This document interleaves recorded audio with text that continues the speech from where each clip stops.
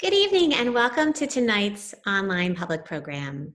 My name is Jennifer Shantz, and I am lucky enough to be the Barbara G. and Lawrence A. Fleischman Executive Director of the New York Public Library for the Performing Arts.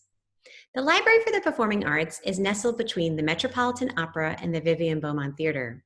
We are a circulating and a research library with exhibition galleries and a 200-seat auditorium. It is our mission to collect, preserve, and celebrate the performing artist. We collect and preserve so that future generations can learn from the masters. We are an archive of dance, theater, music, and recorded sound, and our archives date back to the 1400s and include Beethoven's hair, Schumann's nibbled pencils, Pavlovia's point shoes, Bill T. Jones and Jerome Robbins' archives, and much, much more. We are known for our video and audio content, as we document live performances and oral histories of performers. We have close to 8,000 videos of Broadway and off-Broadway productions and thousands of videos of dance performances. We typically host over 150 performances, conversations, and other programs each year free of charge. During COVID, we've nimbly transformed ourselves and now bring our programming online so we can continue to serve you, our public. Today, you're watching our new online series, The Creative Process, which features live and archival videos with some of the most revered producers, actors, and theater professionals in the world. We hope you enjoy and look forward to seeing you in person in our auditorium in the near future. Have a good evening. Well, my name is F. Murray Abraham, and I have been invited by my good friend, Julian Schlossberg, to interview him. And I got a whole bunch of questions. I would like to ask Julian how he feels about the radio. Murray, I love the radio. It was the greatest way to fuel your imagination. There you are, you're on the prairie with the Lone Ranger. You're in Jack Benny's vault. You're with Phil Harris, the Shadow Knows. I mean, there was so many things. And I think the advantage that we had, you and both of us, was the fact that we grew up with radio, that was the beginning, because it was an exciting way to visualize and imagine. It was great, as I say, for the imagination. What was so exciting for me was years later to be able to meet Jack Benny and to meet Phil Harris and to spend time with them, because in a kind of a way it was a full cycle. I think that's really good fortune. That's a part of our business that's so lucky that we do get to meet these people who are our idols. But in some respects, it's best if we don't meet them, because sometimes it can be pretty disappointing. That is true. You must have some stories. I do, but I don't want to get into the disappointments ones, because we'd be here all day.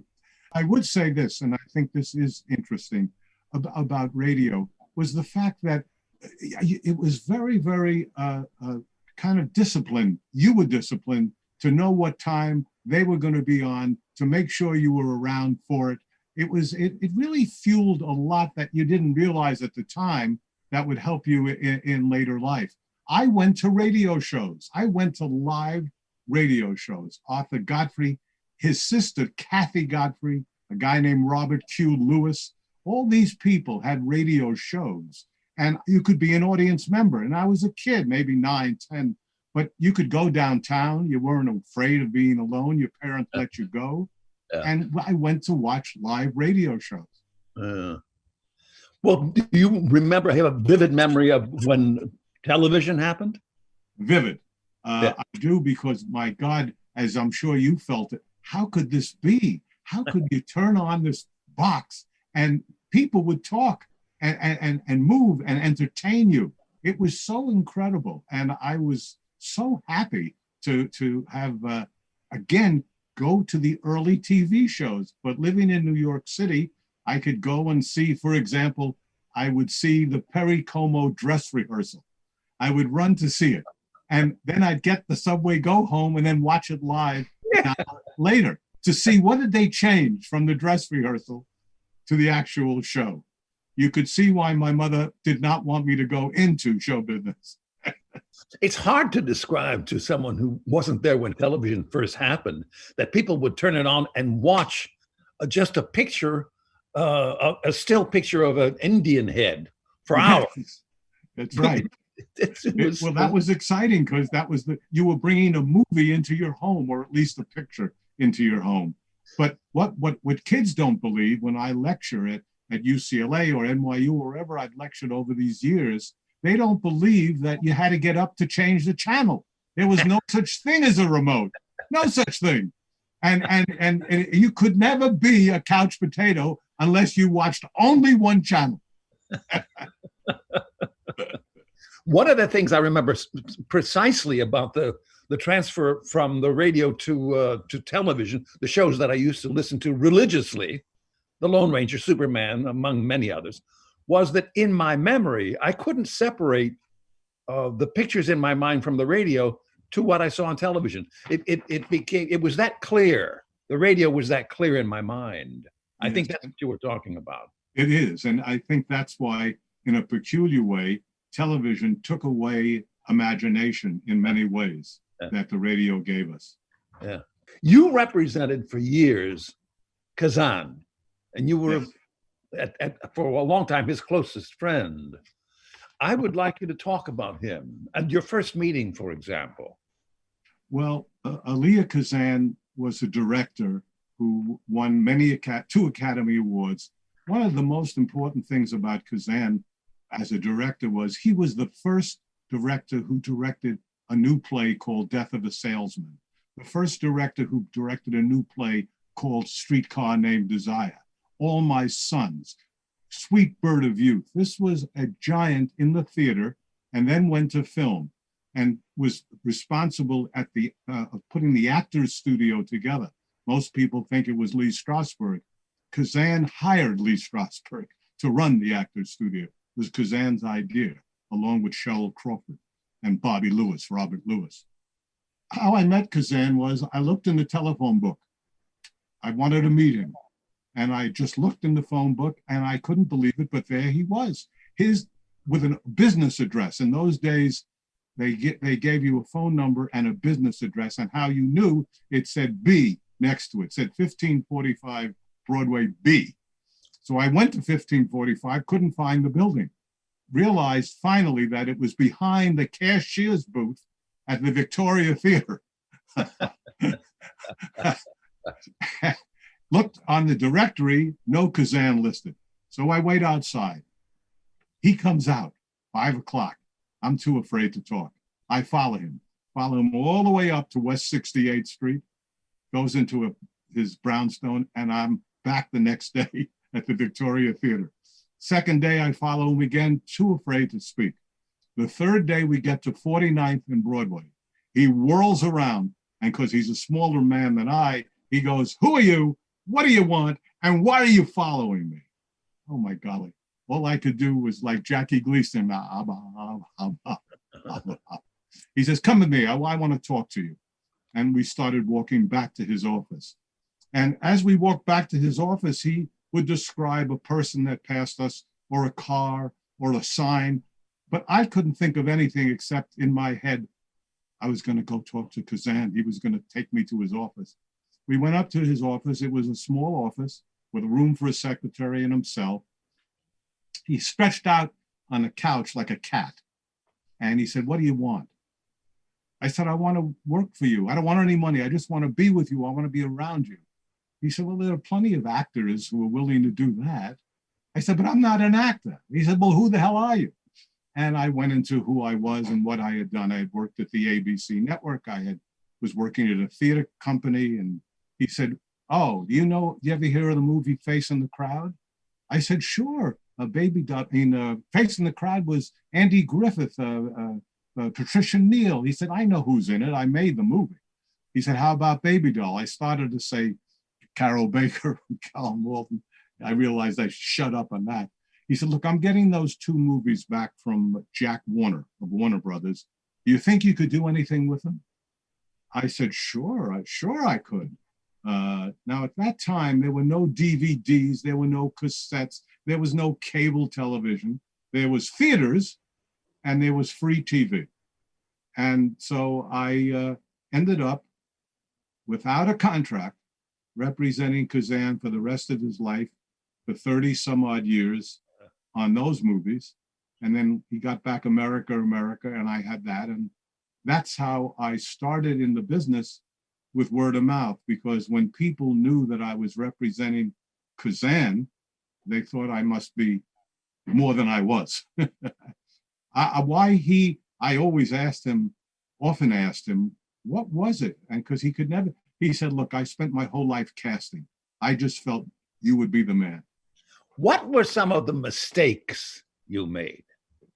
Well, I remember reading The Godfather, the Mario Puzo book, and having a very clear, like we talked about the imagination, as books do that too, of course, like radio.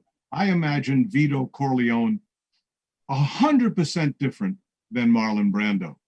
So the concept at that time of casting Marlon Brando seemed very peculiar to me. You know, now, of course, no one would question the icon status of Brando as an actor, but for Vito Corleone, I didn't see it. Now, fortunately, it didn't become a mistake because I was running a theater chain at that point, buying the films for the country. We had 80 some odd theaters. I certainly went after The Godfather anyhow because of the title and how well the book had done. Because in those days, if you had a best-selling book, the movie generally at least opened big. But I never saw that. Let's see if we can get a more personal one, a mistake. Yeah, I did not relate to American Graffiti as a movie. I didn't relate to it because I grew up in New York City. And while I related to a movie called The Lords of Flatbush, which I put in the Baronet Theater in New York, the American Graffiti took place, as you remember, kind of in small towns in the West Coast. And so I just didn't relate to that movie. And that was a mistake. I could have probably, that one I did not buy for my theaters. You've worked with some really amazing people, amazing producers, and some really funny, creative people. I'm thinking, of course, I mean, you were a producer's rep for George Scott, Robert Duvall, Shirley MacLaine. What does that mean? What does that entail? Well, let's start with the comedy first that you asked. Okay, all right. Woody Allen, Elaine May, Yes. Sid Caesar, sure. Yeah. Well, comedy has always been something that I love, as you do. I mean, one of the things I think our friendship has in common is making each other laugh, or at least attempting to make each other laugh. So comedy always mattered to me. And my very first movie, I was walking on the beach with my then girlfriend, and we started doing some Sid Caesar, Carl Reiner routines back and forth, because we had both grown up with a show called Your Show of Shows, a 90-minute comedy variety special in the early days of television. And I, like I did with Kazan, I looked up Max Liebman, who had produced all these wonderful Show of Shows. And I found his name in the telephone book. And he was in the back of City Center in New York in an office. I knocked on the door. Oh, I called first, called the telephone, made an appointment, knocked on the door. He opened the door. I came in and I said, I'm just wondering, Mr. Liebman, do you have any of those wonderful Show of Shows that you produced 25, 30 years ago at that time? Follow me, young man, said he. I walked down a long corridor. He opened a closet door. He said, there are the 156 90-minute kinescopes, your Show of Shows. Whoa. Treasure Island, Murr. Treasure Island. Oh, God. And from that, my girlfriend and I, Millie Sherman at the time, we made the movie 10 from Your Show of Shows. And that was the first film I ever produced. And we picked the 10, having lots of fights with Max and Sid, but we all agreed finally on the 10. And the incredible thing about Show of Shows was opening night. Opening night, we did a charity for the Lexington School of the Deaf. And believe it or not, these young men and women came in and could really, even though it was obviously had audio, there was so much physical activity that they could really understand it. At the end, when we were done, Sid was there, and we walked out into the lobby of the Festival Theater, and these children saw Sid, and they couldn't believe it, that man they had seen on there was in person, and they started to sign. And Sid Caesar knew how to sign. Oh. And he started signing with them, and I started crying. So taken by it. And the kids were crying. Sid was crying. It was a bath of tears, but it was incredible. It's one of the most indelible memories what's left in my brain. It was an incredible thing. So, okay, that's Sid. Woody was a whole story. Elaine is a whole story. I mean, the fact is I love comedy. I love these people. I worked with Larry Gelbart, Elaine May, Woody Allen, produced for all of them, and would consider that some of the highlights of my life. I've worked with Woody and with Elaine, and the thing that they share is an extraordinary intellect. That's what people seem to dismiss sometimes. They're really smart people. It's true. And I'll tell you, when I did Relatively Speaking on Broadway with them, and Ethan Coen was the third, what Elaine and Woody would do right till the end of the run would be to visit, to take notes, and to tell, and to rewrite, because they wanted it to get as best they could get it. Most writers and directors, as you know, are gone. When you, the actor, are left there to yourself most of the time. Yes. Not with the two of them. You know, I've done a lot of plays by Ethan Coen, and he came to every single rehearsal. Everyone, and he would laugh and rewrite, and yeah, rare. It's a rare thing. Some writers you don't want around, actually. That's right. You know, yeah. Well, we should. You had the two biggest hits in off-Broadway history. What were they? Well, Vita and Virginia, which was this kind of an interesting play with Vanessa Redgrave and Eileen Atkins. And it was a story of Virginia Woolf and Vita Sackville West, who supposedly, even though being married and heterosexual, may have had a love affair, which of course in those days was taboo. But these are their letters written back and forth to them. And to have two of the greatest actresses in the world was fantastic. But to add to it, I was trying to get a director. Who could I get to direct it? The man who had directed in England directed it like a radio play. So I didn't want that. I wanted it to be as best we could, even though it was two letters, much more interplay and not just two people on radio. And what happened was we got Zoe Caldwell. So to have Zoe Caldwell, this incredible actress, who of course starred in Masterclass and won Tonys, etc., as the third was great. At the same time, on first day of rehearsal, when they all were together, I walked in and said, "Oh my God, I have my three tall women." Because at that time, Albie's play was playing off Broadway, and I got a good laugh. The second was Death Defying Acts, and that was an interesting evening. That was David Mamet, Elaine May, and Woody Allen. It was the first time I worked with Woody, and the first time well, it wasn't the first time with David and Elaine, but it was with Woody. And everyone said to me about Woody, "Oh, well, you can't talk to him, and he just won't talk to the actors, and he doesn't give direction, and this and that." And we were casting, and we cast, and we were all together. And a woman came in that I wanted to play one of the roles in Woody's play. And it was only Woody's play. I tried to get the actors to be in all three plays, but when you have 6 in one and 2 in another, obviously you're not going to get them in all the plays.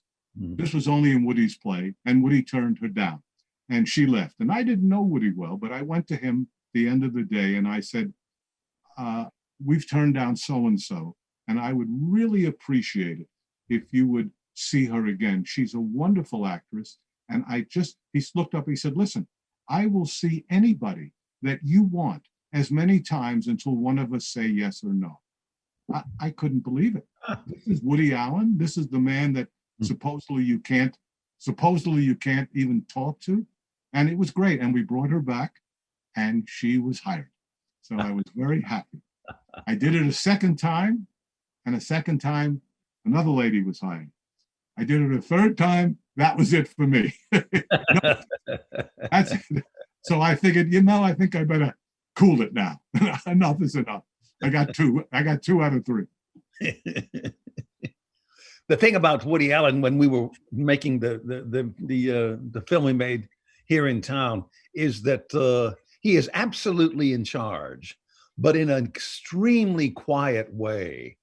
It's extraordinary to see that kind of stillness, because people would stand around him in like 3 or 4 deep, these great big tough guys from the crews, the IATSE guys, and they would just simply stand there waiting for him to say what was going to happen, because you knew who the boss was and you knew where the buck stopped. And it was a terrific show of the power of the thing that you expect from a director.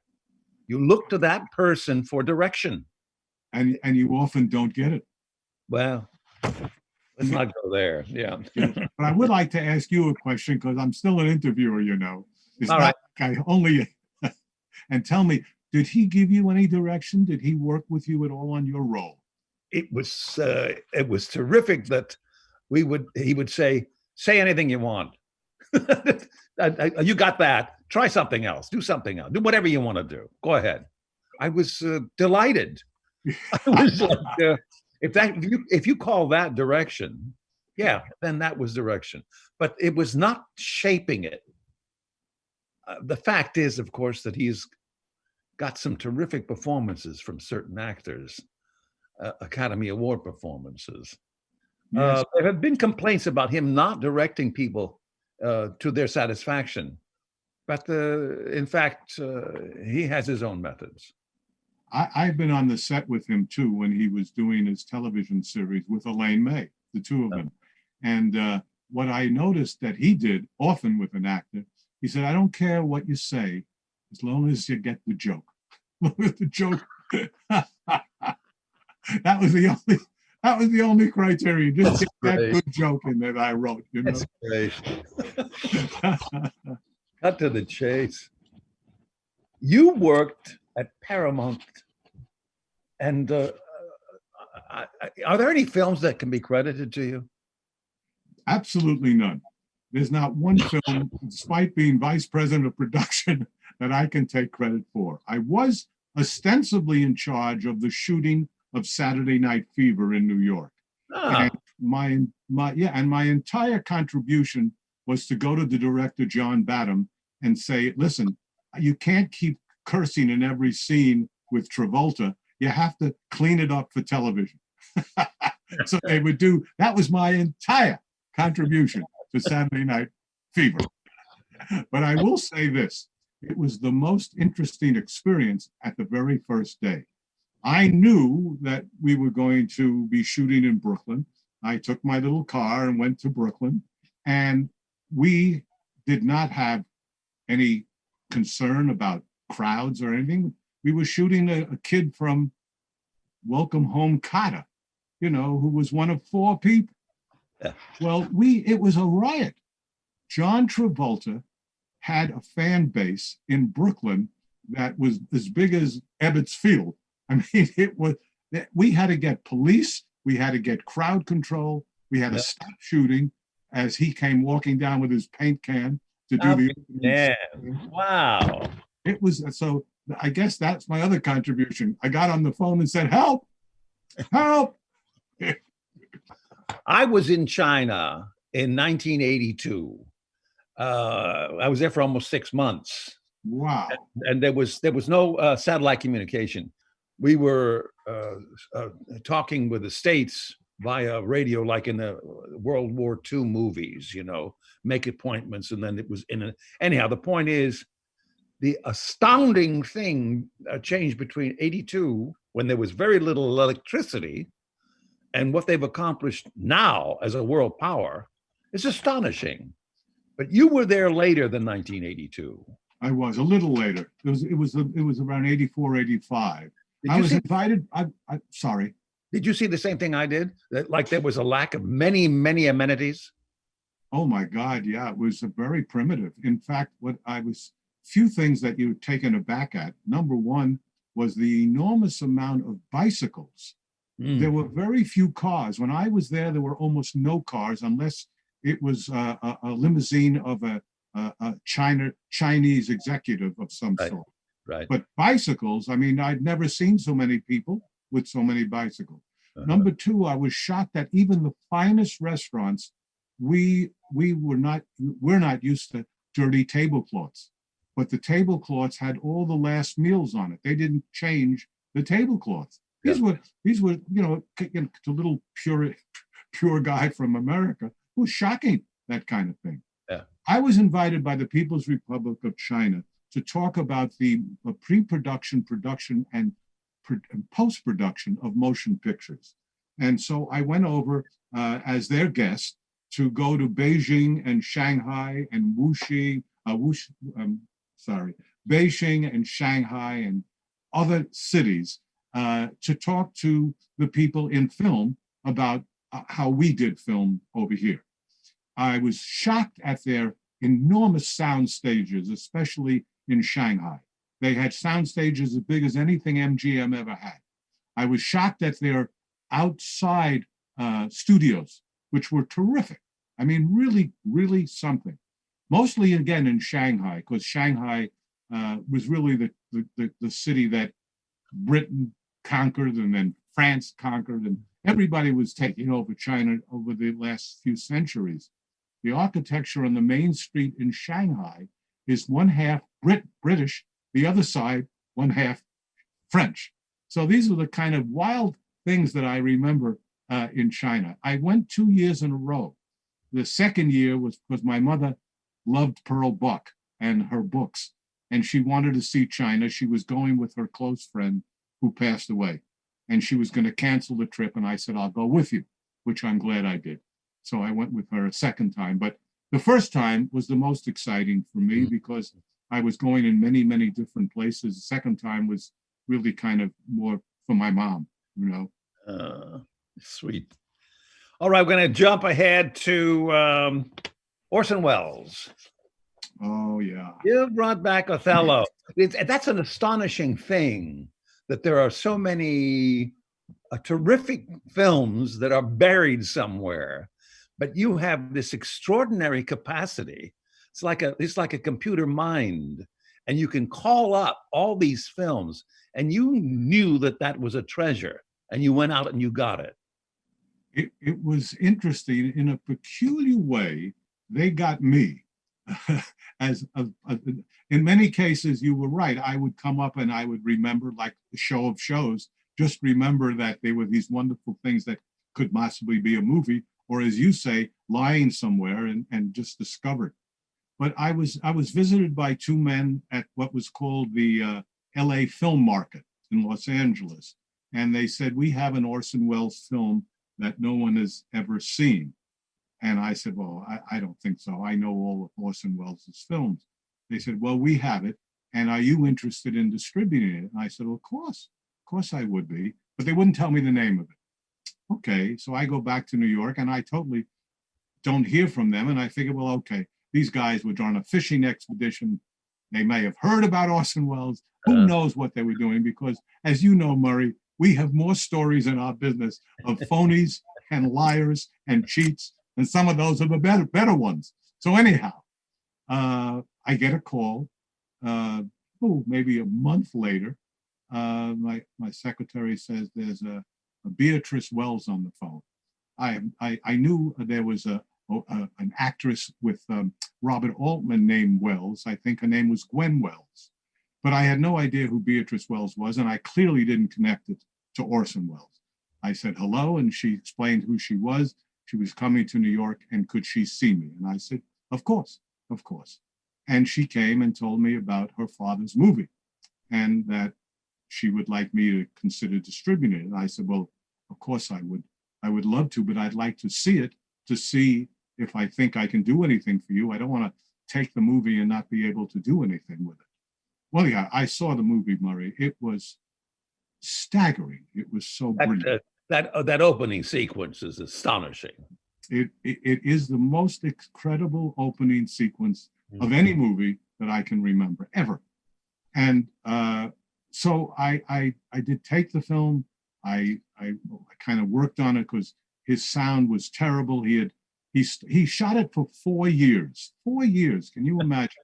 He'd run out of money. He'd make The Third Man, take the money, go back and shoot. He'd run out of money. He did Prince of Foxes. He would do movies, take the money, and go back and shoot. And it was incredible. It took him 4 years to make, but the sound was abysmal. It wasn't his fault. He started shooting in 1948 in Italy after World War II. Can you imagine what that was like? Yeah. I mean, the sound in Italy today is no bargain. Yeah. Yeah. But as you know, better than anyone. Yeah. Anyhow, we fixed it up. We really made it, I worked on it for a long time, 8-9 months of fixing, mixing, etc. I wanted the best mixer in New York City, who I thought was the best, named Lee Dichter. Lee had mixed all of Woody's movies, all of Mike Nichols' movies, all of Bob Benton's movies, all of the great New York directors who worked with Lee Dichter. So I called Lee, I knew him. He says, Julian, I have no time. I can't do it. I said, no, Lee, I'm not calling you to mix it. I'm calling you just to look at it, to give me some advice. Okay, he said, come on over at 6 o'clock after I'm done here. So I brought the first reel. Now, you know Lee Dichter. Lee Dichter is an artist. Yeah. Lee Dichter looks at that first reel, yeah, and turns to me and says to me, you son of a bitch. Gotcha. I knew I'd get him, and I got him. Okay, he says, this is what I'll do.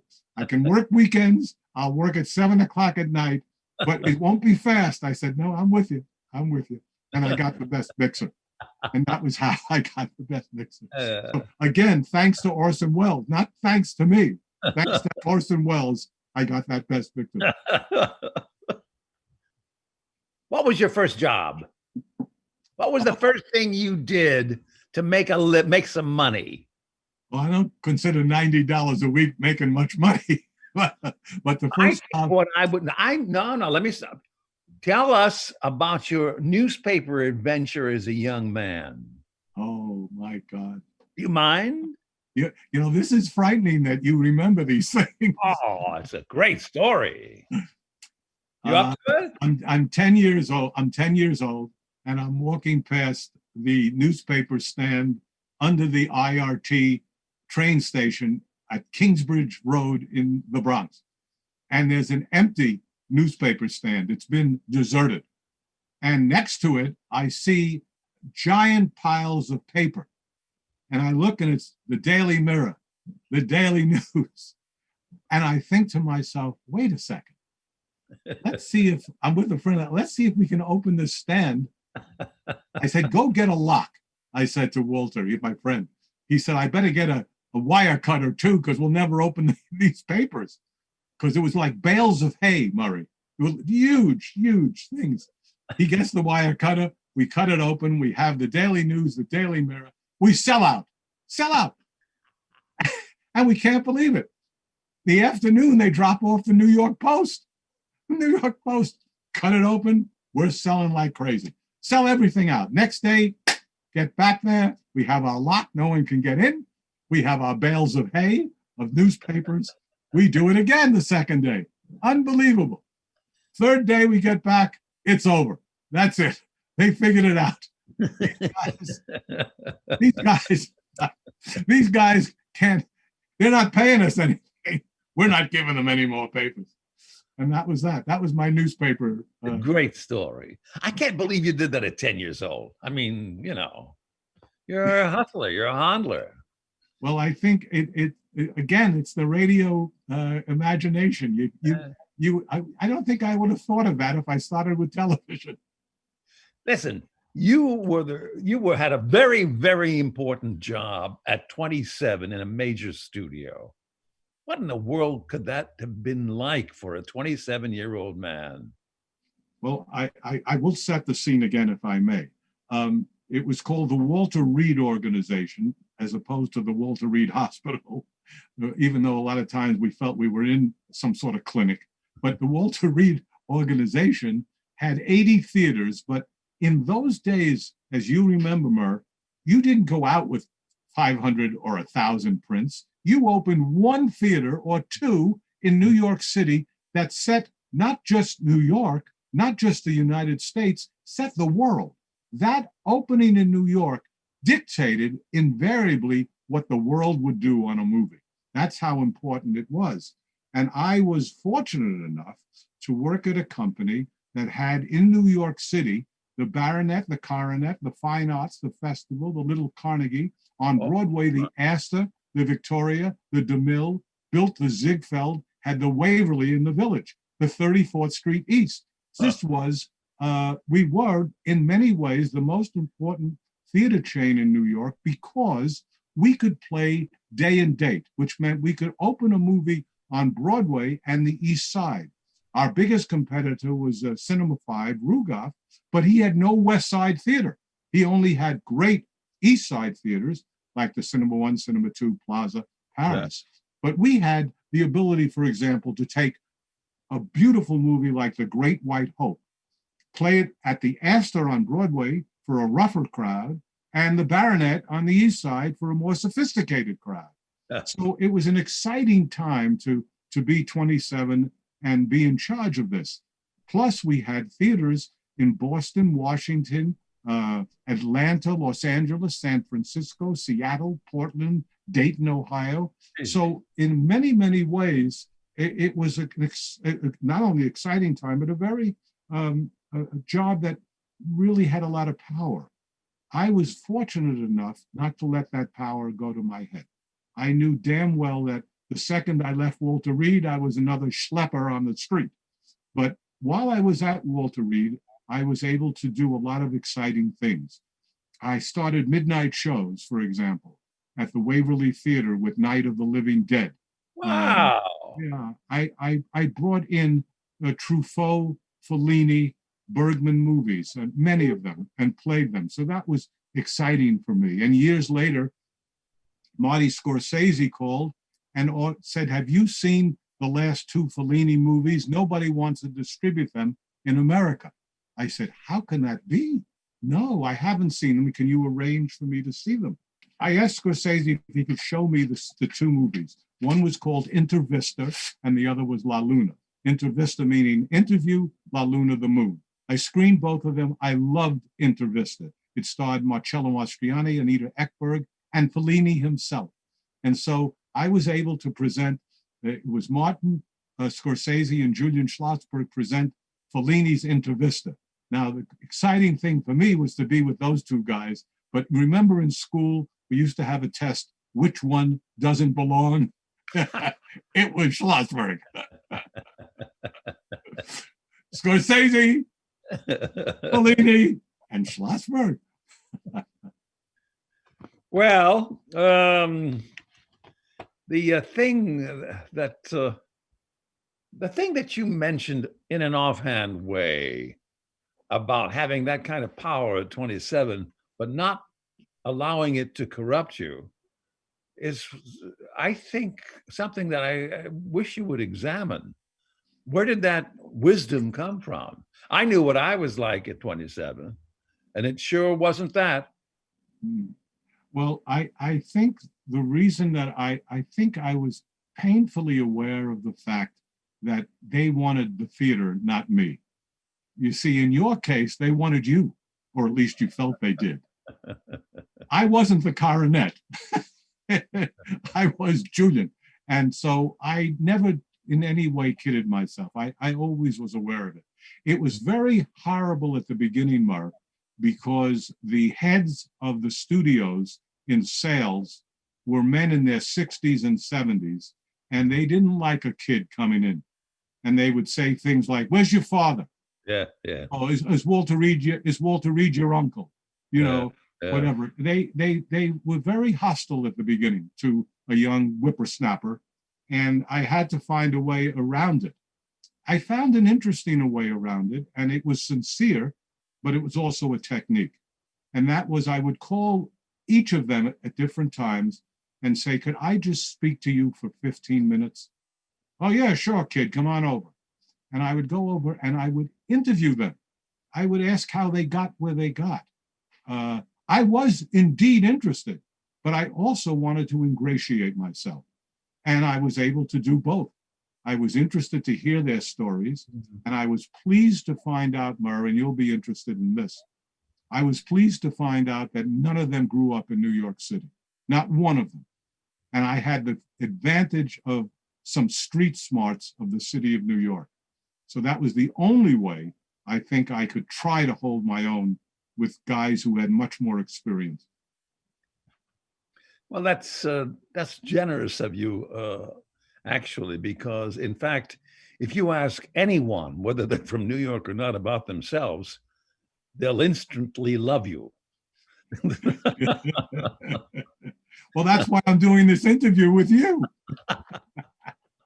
Sure. You have 25 years of experience at the Cannes Film Festival.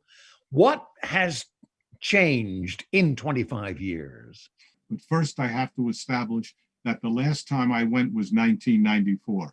So it was 25 years before that. So what's happened now, I don't know. What happened was I took my then new wife, and the crowds and the pushing and all the tumult was not for her. That's why you can see trees behind me. We live in the country in a very quiet way. She's a person who would never like the Cannes Film Festival, and that was the end of it for me. I could have gone without her, but I didn't want to.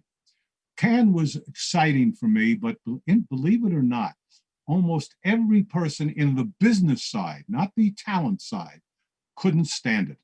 They just didn't like it. I loved it. I didn't like it. I loved it. Why did I love it? First of all, you could see movies 24/7. Movies played. If you love movies, I could watch it as many movies as I want, as many times as I want. They were just playing everywhere. So you have that. Number two, you're on the Mediterranean in the south of France, having the best food you'll ever eat in your life. That's right. That's right. I mean, come on. But oh no, there's too much activity. There's too many people pushing, and all of that was true. There was a lot of pushing and there was a lot of activity. When I Murr, the highlight for me was the taking Othello to the Palais and showing Orson Welles Othello, the entire Palais. And as you know, because you've been there, you've never seen so many people flashing flashbulb. You've never seen the paparazzi like that. It's like you're on a New York City train. I've never seen so many cameras and flashbulbs. And it's very interesting. There's crowds all around, and they half the time have no idea who you are, but they're screaming and That's yelling. right. That's right. I mean, in our case, in our Othello case, we didn't have Orson Welles. We had me and Beatrice and a couple of the people involved in the film. They didn't know who we were, screaming, yelling. You would have thought, so it was nice. The best part of that was to show it in the Palais. Interestingly enough, 40 years after it won the Grand Prix at the festival. We did it in 1992, had a wonderful party afterwards. And my highlight of that party was Emma Thompson coming up to me and saying, you can be proud the rest of your life that you brought back an Orson Welles film. Oh my. So one of my favorites. Yeah. What a wonderful gal who I did know a little, but not to expect that but she didn't want to come to the party. She came to just tell me that. Well, like a dog on his back, just rub my belly. I was the happiest guy in town. She's a big fave of mine. The thing that no one ever mentions about Cannes is that the highest priced hookers in the world focus there at that time of year. Anyway, it's a little... Yes, it's something that I observed. Astonishing, isn't it? It is. And a high-class hooker, gee whiz. Yeah. Even though there was a time on 6th Avenue near the hotels, you could see some real beauties. But we can't get into that. No. So to speak, no pun intended. Thank you. When you look at a script, what are you looking for? I'm looking for some terrific roles for actors. I'm looking for something that really motivates me in the story, but I need people I can relate to. I would love to find something universal in the theme of the film or the play. But the most important thing to me is I want to keep turning the page. I want to hear what's going to happen next. On what you and I are working on, where you'll be incredibly playing Norman Mailer, you and I have worked as best we could on the script too, because we want to make it as best we can. I look, Murray, to find something that I would want to see. And what makes theater to me so much better than film as a producer, for me, is the fact that in film, for years, I would have, and even today, even more so, I'd have to be looking for what works for the country, a la what I didn't know on American Graffiti, for example. What works for the country? In theater, up until about 10 years ago, it was what works for the New York area. Now, sadly, theater is 70% tourist. 70% of Broadway is motivated by tourists. Now, what will happen when the pandemic is over will be very interesting to see. But yes, I would say, you know, you've worked in all three. So you know there's a real difference between movies, television, and theater. In movies, for example, as a producer, that train takes off. And if you think that you're going to control that train, you're kidding yourself. You can keep it on track. You can make sure it does, but you're not going to control the twists and turns on a movie. It has a life of its own. Television, you have to move. You got to move. You can't do, in movies, we do what, a page a day? We're happy, page and a half, right? Yeah. Is that fair? And in film and TV, what, 5 pages, 6 pages? 7, 10. There you go, 7, 10. The great thing about theater is not only am I in one location, thank God, you know, in film and television, you're all over the place. I'm in one location, and I do feel I have much more control as a producer than in the other two. So it's an interesting phenomenon to produce in all three. Not necessarily well. This may be a function of age, but I'm not happy with most of the movies that are being made. I'm not thrilled with most of the plays that are being produced. And I'm not happy with, actually, of the three, television's doing the most interesting work. Many of the scripts that would be turned down for a movie can be made into a miniseries. And that's exciting work to see. So of the three, if I was a younger man, I would kind of veer now towards television, but I'm not a younger man. Unfortunately, what television has taught the rest of the industry is that you can make really good quality stuff on a very short schedule, so that bleeds over into movie making. And they are trying to accomplish 5 and 6 and 7 pages a day as well. It doesn't work that way. And you can't. No, you can't. But in fact, as you say, television is more interesting than movies these days. So they say, well, maybe we can learn from them. And it becomes a schedule rather than a artistic endeavor. Yes. And it's frustrating. Talking about the percentage of an audience on Broadway that is tourist. There was a time when a Broadway show toured the original cast so that the entire nation saw the original product. And they were able then to parse and decide what was really excellent and what wasn't. Now it's whatever they throw together, a good cast, but it ain't the original anymore. There's no commitment made to the great stars and the great performances. So it's a dumbing down generally across the nation of a product, the theater. How do we combat that here in New York and in the nation generally? How do we start making better theater? I don't think Death of a Salesman would be produced on Broadway today. That's my point. It would be produced only with Tom Cruise. Or it would be produced. It's a real death of a salesman, that one. Uh, because because any serious play has to have a star now. yeah. And I was absolutely floored at the success of a play that I co-produced. I was not the lead producer. On almost every play I've ever done, I'm the lead producer. But on this was a play with no names that won 4 Tonys called The Beauty Queen of Lanaine. And that was an incredible, a successful play.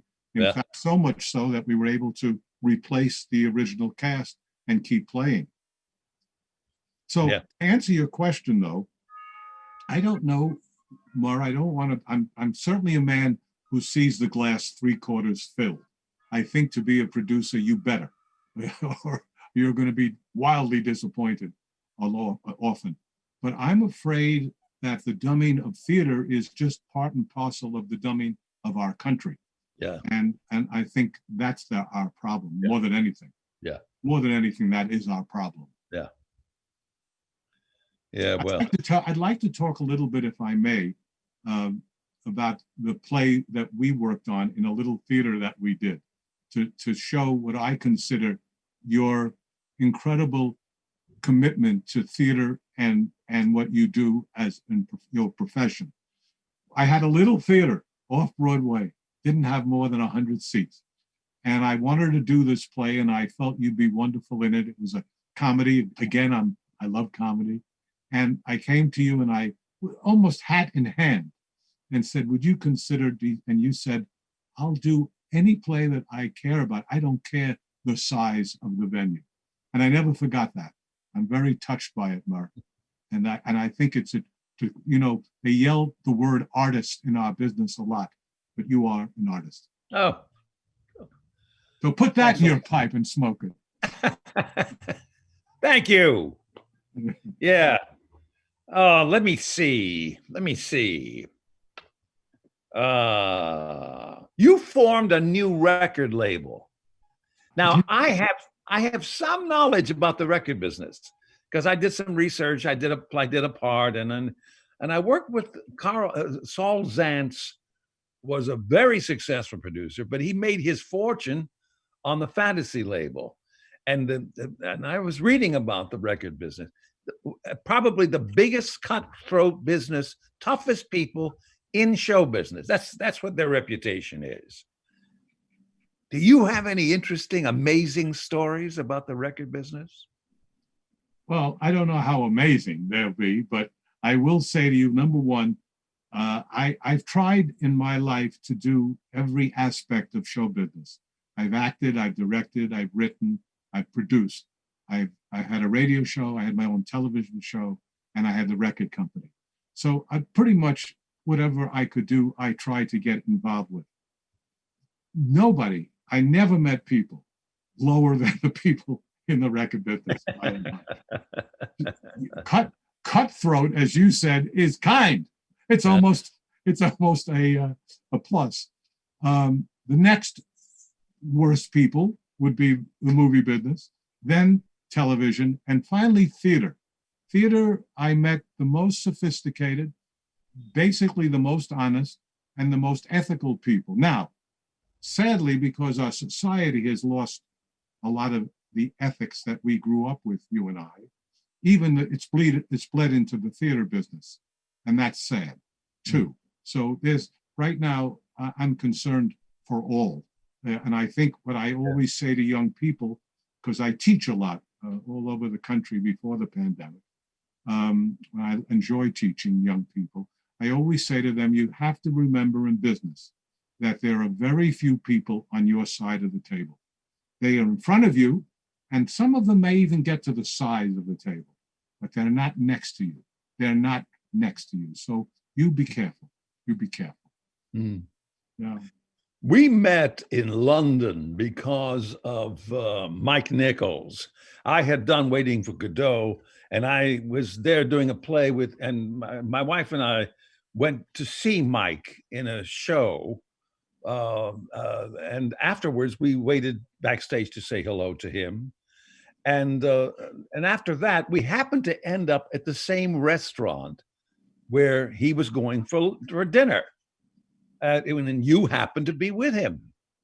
I forget who was the actor, the wonderful actor. He did do the right thing. I'll tell you. Well, wait. Who wrote it, or who was with us? Who was the actor? The actor and his wife. Oh, Jeremy Irons and Jeremy Irons and his wife. Sinead Cusack, Cyril Cusack's daughter. That's right. And Mike said, "Why don't you join us?" Anyhow, that's when we met. And you at one point after you had to leave early to catch a plane, and when you left, Mike said, "There goes the nicest producer in show business." Oh. And before you left, you said, "I want to do a play with you. I want to do a play for you." And he said, "And when I say something like that, I mean it."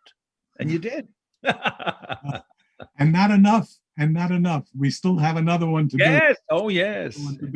But that was an interesting evening. He had done, Mike was acting in The Designated Mourner, was the name of the play. That's right. And it was not one of my favorites, to say the least. No, it was a difficult play. But Wally Shawn had written it, and I love Wally Shawn. I don't know him, but I love his work, his acting, you know. Thank you, F. Murray Abraham, for being kind enough to interview me. What a pleasure. What a pleasure. Thank you. Bye, gang. Wait, would you do one thing, please? They can include it if they want to, and they can do whatever they want to, of course. But we talked briefly, speaking of Woody, of Mia Farrow, and I had mentioned in an offhand way, I said, what is it about her that attracts her to some of the most powerful men in the business? She seemed to have been an escort to some extraordinary men. And you said... I went to an Academy Award dinner in Los Angeles at the Bistro Gardens by a very famous agent named Irving Swifty Lazar. Yeah. And for a half hour, he was my agent when I was trying to produce Little Me as a movie. Written by Neil Simon that I owned.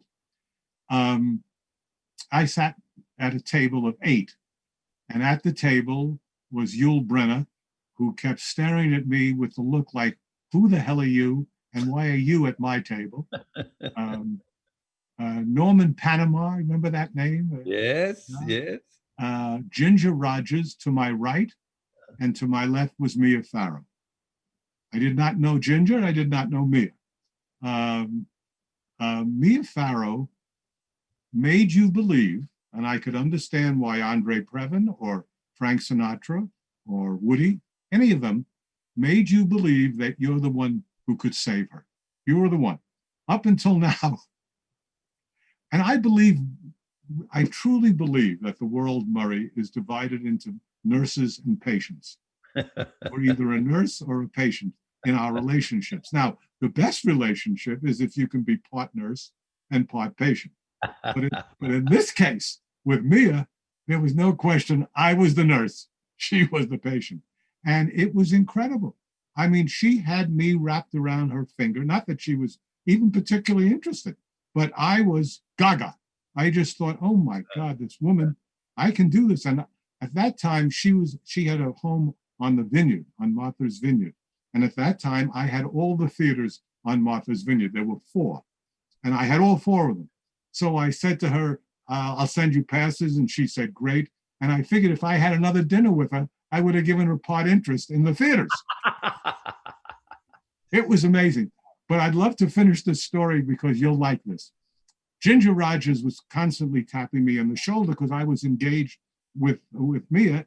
And while Ginger was certainly someone I loved as a performer, her politics were to the right of John Wayne and Attila the Hun.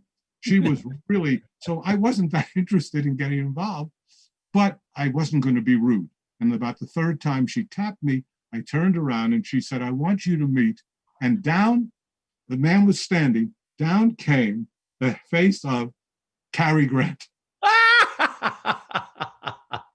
I couldn't believe it. Now, if I had known that Cary Grant was at the party, or if someone told me, look, there's Cary Grant across the way, or he's going to be here, but I wasn't prepared. I was prepared to see Ginger's face. And instead of Ginger's face, there was this gorgeous, tanned, gray-haired man. And I don't think I said too much. I'm generally, as you've noticed, not at a loss for words. But in this case, I was pretty much at a loss for words. Well, I saved that ba-ba for Kazan. By that time, with Cary Grant, I was a little more sophisticated. Ba-ba-ba, maybe. Oh, Murray, thanks again. What a pleasure. Okay, we'll talk probably tomorrow. Okay, bye-bye. Bye.